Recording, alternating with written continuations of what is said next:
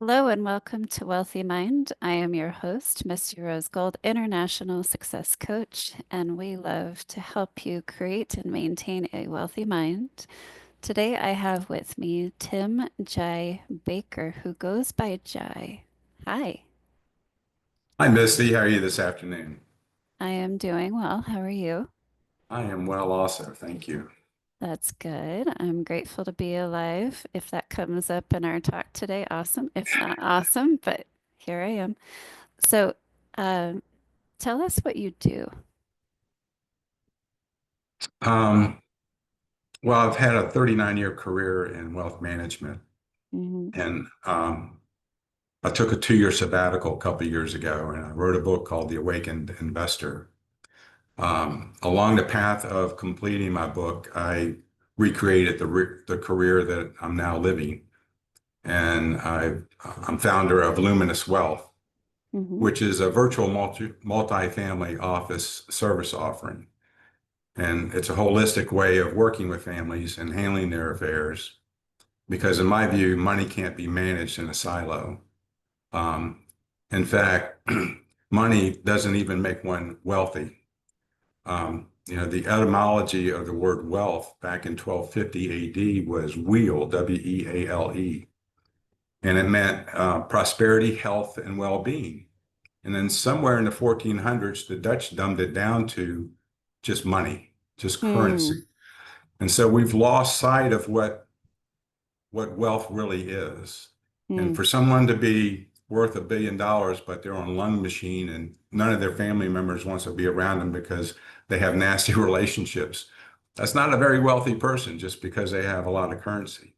And Right. so what we're doing at Luminous Wealth is returning and reminding people what wealth really is. And we need to be Hmm. wealthy with our relationships, wealthy with our health, wealthy with our careers, wealthy and our emotional intelligence.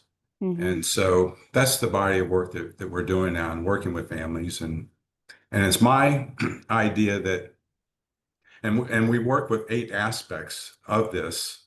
The categories that we work in is in mindfulness, spiritual practice, physical health, clean diet, social interactions, which involves relationships, self-care, home aesthetics and business aesthetics or your environment and finances.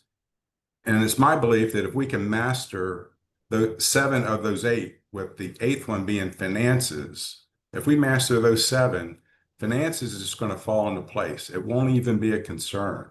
Hmm. Surely we will respect the finances, but we'll have a team of fiduciaries that's going to be working for the family mission statement to take care of that for the family. And so I'm really excited about what we're doing, the teammates that I have, and the people we're beginning to work with. Hmm. Well, I really appreciate that you are bringing back the true definition of wealth because I never bought into the standard American like definition of what wealth is. It just it didn't make sense to me. I'm like, yeah, but I want fulfillment. Yeah, but I want inner peace. Yeah, but I want a healthy body. I want longevity. Like, how do I balance those and still create and generate money in my world? Right. So Right. it might be a little bit slower progression toward greater numbers in my life, but that's okay. At least I have all the things that make me feel wealthy. Right. Well, you're taking the right approach. That is be, do, have. Most people take a have, do, be approach. People come out of college, go into their work careers, they see what they want to have, and then they figure out what they have to do to get that. Hmm. And then along the path, that's who they become. And usually there's a lot of integrity that's missing, a lot of morality that's missing. Certainly Hmm. your life may be out of balance. You may have poor health, either mentally or physically, poor relationships, family that's not well connected because you've spent all of your time in your career chasing an objective in Hmm. the outer world. But if you take a be, do, have approach, and that is to understand who you are as an individual. To know thyself is to know all of reality. And when you can become tapped into your higher self, that unique individuated vibration of light, and you sit with that and you find out what your true passions, your true talents are, how you really want to express yourself into the world out of this state of joy and contentment, because joy is our birthright. It's em- embedded in us when we arrive. Mm. Um, and out of that expression of your talents, you create things in the outer world that people are going to be attracted to. You're going to provide services or products. And out of that, there's going to be a return to this person of creating these things. And that return is in form of currency. And so now we know what level of lifestyle that we can work with with the resources that we now have. And it's easy because you're coming from that natural state of expressing yourself and your talents. Yeah, that makes me think of how so many Americans are conditioned to do the practical thing, not the thing that lights up your soul, not the thing that brings you joy. So I'm fortunate to have evolved over time into where I'm at, but it's always following like what is fulfilling my soul. And it just so happens that business is very fulfilling to me, and Mm. helping others succeed in business is very fulfilling to me. So I didn't choose this path because it was the most lucrative. I chose it because it's the most fulfilling for me and my abilities. Mhm. Yeah, so as you say, you're taking the long road, but it comes natural, it's innate, it's not a Hmm. struggle. Right. And whether there's big finances that come your way based on what you're doing or not, you're going to be fulfilled. Precisely. Where if you're working from the opposite direction and you're trying to achieve this big lifestyle with big homes and vacation homes and boats and airplanes, if you can't get that, you crash Hmm. Yeah, if because that's you've never built that inner security in yourself. for sure. And a lot of people get to that state and they're like, who am I? What am I doing with myself? I don't like who I am. Or they don't have that deeper conditioning of this is what truly fulfills me. And then in my world, money is an addition to the fulfillment that I already have internally. It's Right. just, it's icing on the cake. It's like, oh, awesome, great. You know, let me go, let me go on more trips this year, or let me go and do more whatever that Right. is already a part of my natural life. Well, not many people are blessed to be raised in a home with the right conditioning. To begin with that God state conditioning, I you wasn't. so we spend our first 7 years after we were in mom's womb for 9 months, taking on her chemistry and her emotions, and we pop out, and our minds are in a theta frequency until age 7. And for those 7 years, our minds are the garbage bin for everybody else's desires and limitations, and our experiences of our environment. And if we never challenge that rule book of what we've been taught, Mm, I say that, we've lived a life that's been fated to us. We didn't mm. choose that. But at some I, point, usually it takes a major pain event to occur. It'll bring us to a pause to try to understand why you're having this recurring pain. And it'll give you a chance to relook at your programming and to mm, see that there's something else inside you that's been yearning to show up and you've been afraid to express it. And and so then if a person can wake up to that, you can reprogram your subconscious conditioning to mm. express yourself in that way. And now I say that you're living a life of destiny because that's a life that you've now chosen and wasn't just fated to you. Yes, sir. I chose my life at 8 years old. So I chose to change the world. Didn't know how, but it was a choice that I made at 8 years old. And Wow. that was my redemption story. It saved me from my Mm. family. It accepting that calling is what led me eventually to leaving my family because I was in a very toxic and abusive environment. So it gave me something greater to live for. And I'm so glad I chose, but I also live intentionally. Everything I Hmm. everything I do is with a greater intention of what is my purpose in this life? What am I good at?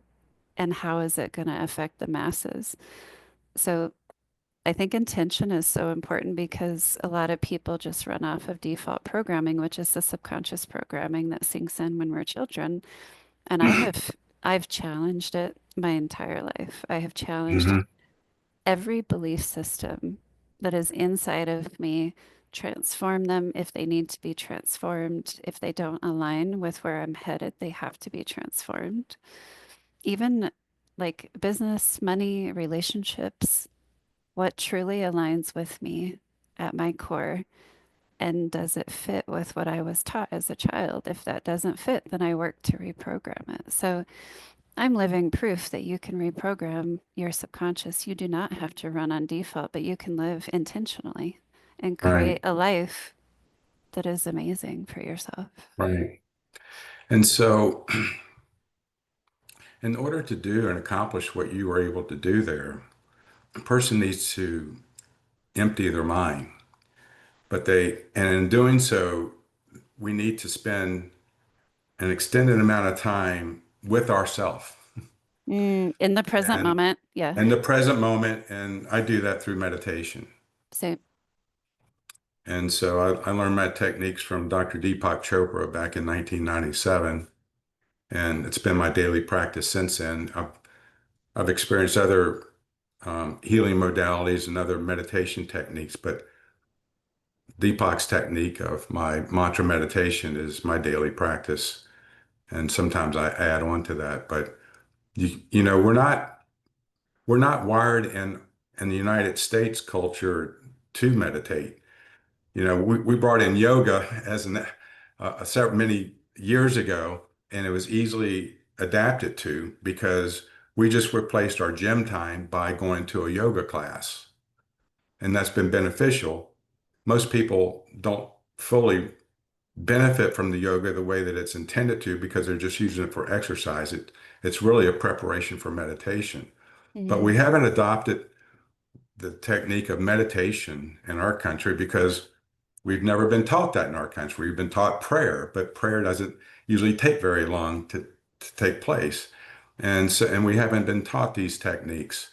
And so it's been slow to embrace in our culture, but it's beginning to. I go to a lot of spiritual retreats and a lot of other retreats. Dr. Joe Dispenza is doing a fantastic job of teaching meditation techniques. He has week-long events where 3,000 and more people come to his events. And it's amazing the light that's being spread through what he's doing in his work. But, you mm. know, and so there's other people, obviously Deepak Chopra, but Didn't, that's so where just that's real where the real quick, magic is. for people that aren't familiar with Joe Dispenza, isn't he the guy that was in the hospital and through meditation healed his spine? Yeah, and I forgot what year it was, but he was a chiropractor by training and then went into neuroscience. And he was in a triathlon and he was in the second leg of it and he was in biking in the biking leg and he was rounding a corner in a village and traffic had been halted, barriers were up, and he was trying to pass two bikers on his right, and as he's getting into the intersection and turning, making a right-hand turn, an SUV going 50 plus miles an hour went through the barrier, ran him over, knocked him off the bike.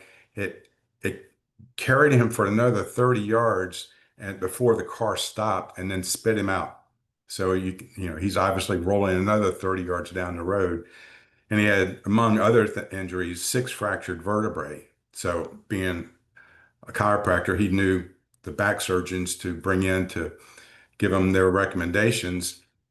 And the last guy came in on one evening after like 3 days, and he said, if you don't let me do this procedure, which basically saws off the back half of your vertebrae and insert a steel rod down your vertebrae, he says, you're never going to walk again. Mm. And Joe was laying face down on the gurney, and I won't say the whole word, but he said basically F you. Yeah. And they wheeled him home on this gurney, and for 11 weeks he would all day long of his awake time rebuild his vertebrae back piece by piece, and with his meditation technique. And he said if he got to a part where he got distracted, he'd make himself start over again until he perfected it. And I forgot how many weeks it took him to actually get to that perfection. But he did. In 11 weeks, he's back at his office working. Mm. And he's speaking all over the world and Oh helping my, tons of yes. I mean, the people. guy, he can do yoga, he can do martial arts. I mean, you cannot tell anything was ever wrong with this guy's back. He's Mm. an amazing human being, and his dedication to this work is amazing.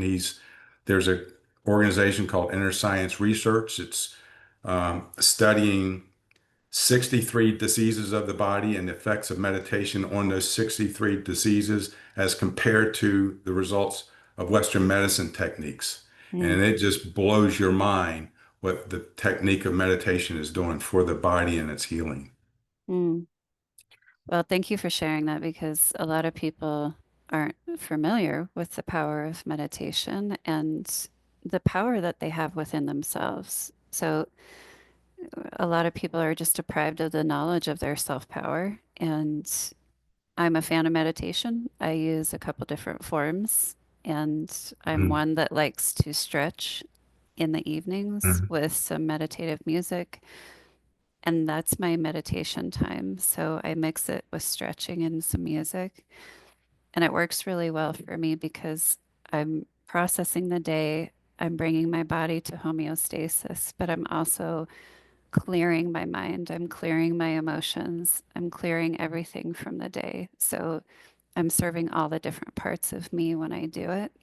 And it's such a beautiful practice because I get clarity for myself and my clients in that state. Right. So I love it. It's everything. Mm. Yeah, it not only affects your inner peace, but it leads you to right action in your Yes. walk in the world. And all of a sudden things start to synchronistically line up for you that, you couldn't manually do on your own in that quick time that things just show up, Hmm. Hmm. So it impacts every aspect of your life It in a does. in a very whole way. So this leads me to a question I would like to ask you. How do we have stress-free wealth? Well, your point a moment ago about inner peace and is that people don't feel like they can gain that because most of us in this culture have been taught that God is out there somewhere, and we have to pray for, and hopefully He'll listen to us, and maybe we'll be blessed by it. Mm. Where God is within us, and all we have to do is turn inward for that magic, for that peace, for that consciousness, for that manifestation. And so our culture has given its power. Individuals have given their power away when the power is right here inside of us. Mm. And we've built up all of these outer securities and we have no inner securities. Mm. And I learned that quite evidently several years ago. Well, through the years, I've gone through a lot of spiritual retreats, and after day two or three, people ask me what I do, and I say, "Well, I'm a wealth manager," and they say to me, "Well, how can you be so spiritual and be in the money business?" And I say, "Well, that tells me more about you than it does about me because money's just a neutral tool. It's It like tells nuclear." me if somebody said that to you in front of me, I would be like, that shows me your limitations. Exactly. Because, it's a neutral tool like nuclear power. You can light up cities with it or you can blow up people with that technology. It's the Mm. character that's being revealed through the use of the tool itself that makes it good or bad, Mm. not the tool. So money is not a negative tool. It's the character being revealed through the use of money. And I was having a luncheon with 14 executives of a medical practice I was working with many years ago. And we were all sitting down at one long table, and I heard somebody say something negative about money. And so I called time out. I said, we're going to go through a little meditation technique here. And I had them stop eating. They all got quiet. We were taking some deep breaths. They closed their eyes. I said, I want you to keep your eyes closed when I finish this little exercise. I said, I'm going to say a word to you. And when I say that word, I want you to sensate in your body how you feel. Was it negative? Was it positive? Or was it neutral? And where did you feel it in your body? And so they all got quiet. And I said the word money. Now, these people were making anywhere from $60,000 to $275,000 of income, and they were one person of a partner household. So they're doing pretty well economically in our American culture, money-wise, income-wise. And I said the word money to them, and I said, before you open your eyes, I said, I'd like for you to raise your hands of who had a negative sensation in their body. So out of the 14 people, how many you think raised their hand? You said there's 14, Hmm. 13. All 14 raised their hand. Mm. So, if you're not feeling good about money, it's like you're not having good thoughts about your partner. You're just an accident looking for a place to happen. And that's the way we are in our culture. We have our culture, our population is 4.2 of the world's percent of the world's population. And we've created 62% of the world's business valuation. And we have this dilemma with money. How can that be? And the very root cause, because I always like to go to the root cause of things and not just treat the symptoms, but the very root cause is our disconnect from consciousness, from God's state, from Atman, from Jesus, from Muhammad, whatever your relationship is with the non-physical body, we have a disconnect here. And that's the root cause of why we're having this issue with money. Hmm. So, what I'm hearing for the business community is that you're asking them to, first of all, believe that they can have stress-free wealth and they get to define wealth as a very holistic thing instead of just money. But also, you're challenging them to look inward and find the power within. I'm doing what the wealth industry doesn't want to do. That's too woo-woo for them. That's too touchy-feely for the wealth industry that I've been a part of for almost 40 years to do. Um, Well, let's but be yes, honest. that's where we're going. We have to be brutally honest with ourselves. And you know what? In America, we're fucking it up. So we got to do things differently if we're going to get it right. If, as a whole, we're going to shift things to a better society. Right. Uh, Well, a more symptomatic problem of our issue with money as consumers in America is the financial landscape that's so muddied in terms of the consumer working with those people in finance because Wall Street, Bank Street, Insurance Street lacks integrity, lacks morality. They know your mind better than you know your mind because they know how to trip the reptilian mind. They know how to get you to move your money during times of greed and fear. And they do it through so many different mediums, including the media. But money in motion is profits to Financial Street. And they're going to, now they don't mind if you get a return, but they're going to get their profits first. The broker in the middle is going to get his second, and you're, as a consumer, third in line. So just the way the delivery system is for the of wealth management to the consumer is broken. And actually, only 1 out of 10 people in the wealth industry are acting as a family's fiduciary, true fiduciary. 9 out of 10 have some conflict of interest. They can earn some type of transactional commission or mm, fee around their advice giving.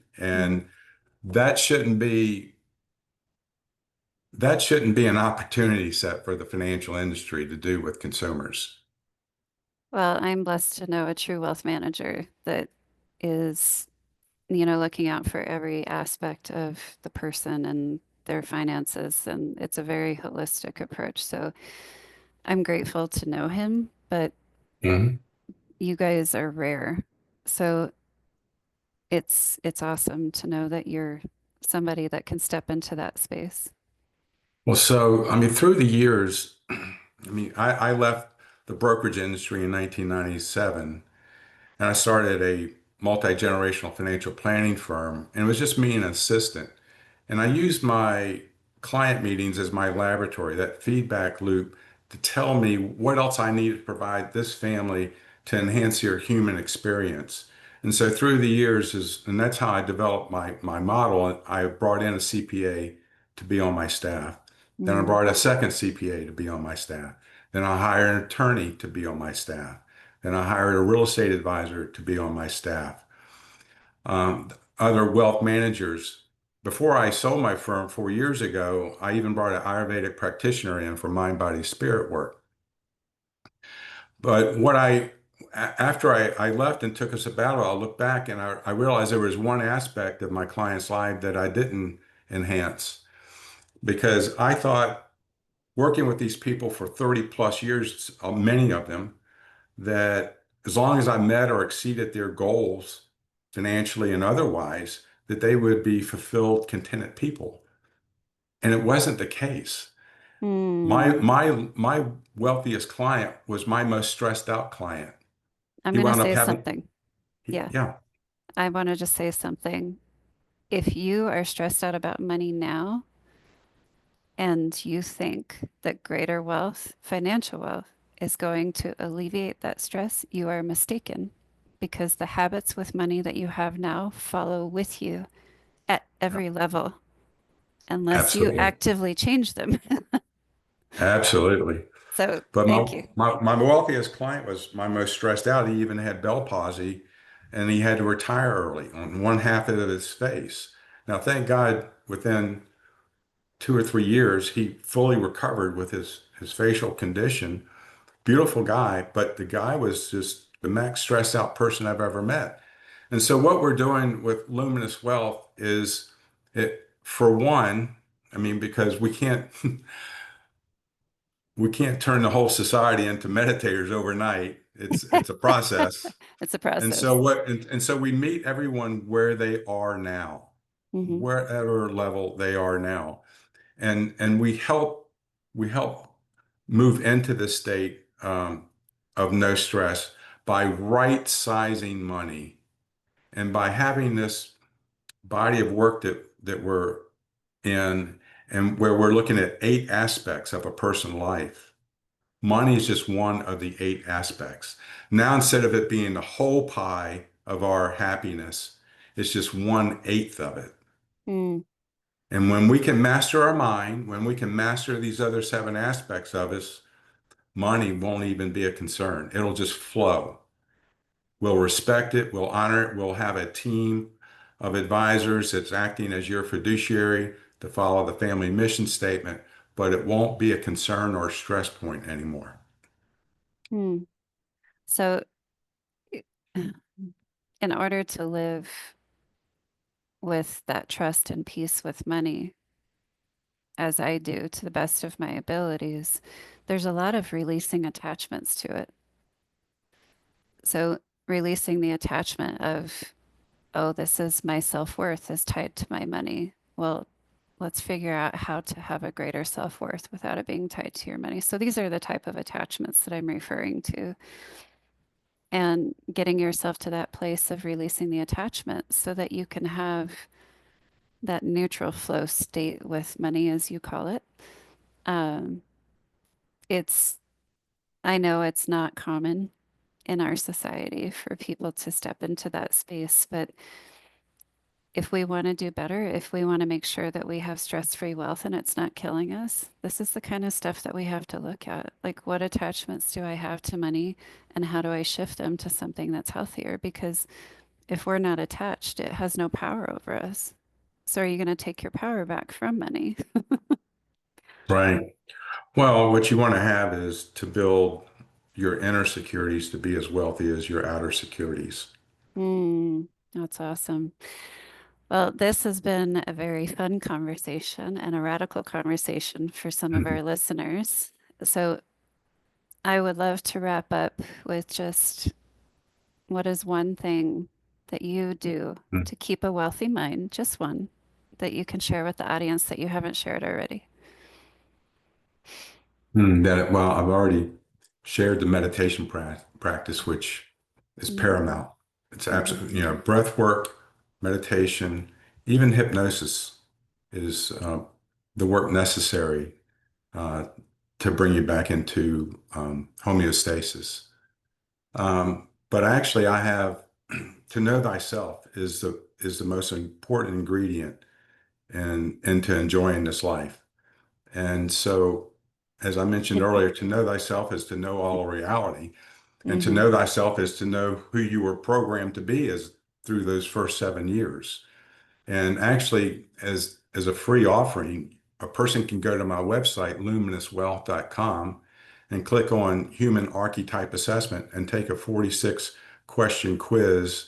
And you'll get a report right away and some videos talking about who you are, because it's based off of the Carl Jung's personas of life. Mm-hmm.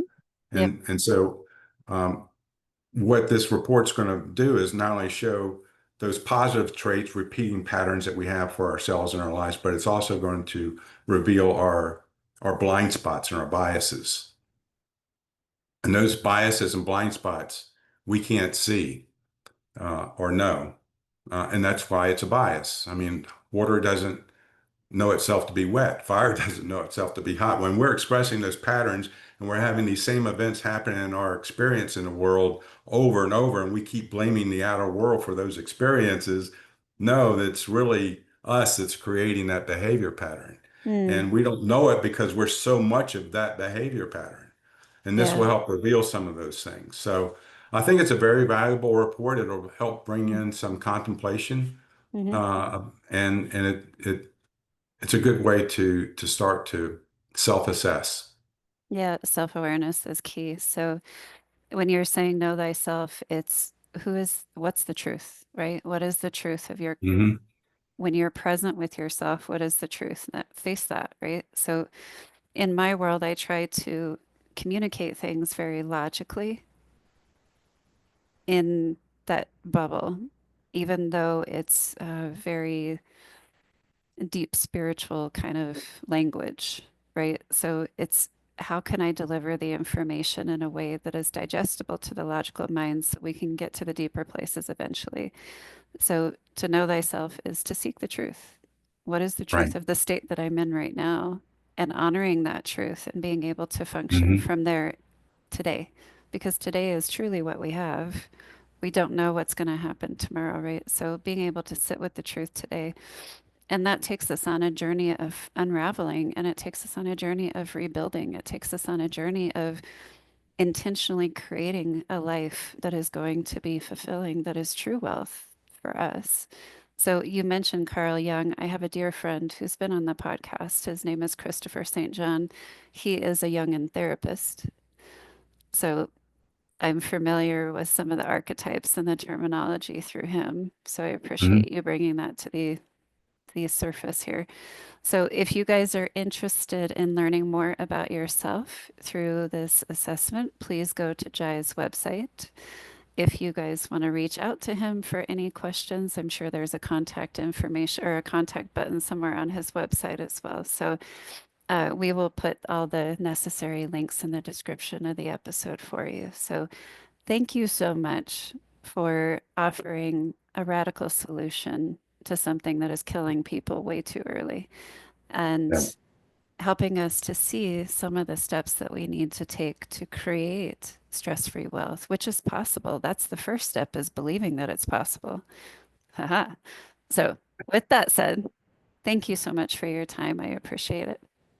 Misty, thanks for an enlightening conversation and one that's very necessary and needed. Mm, yeah, I agree. All right, you guys, if this triggered you, you're welcome. Until next time.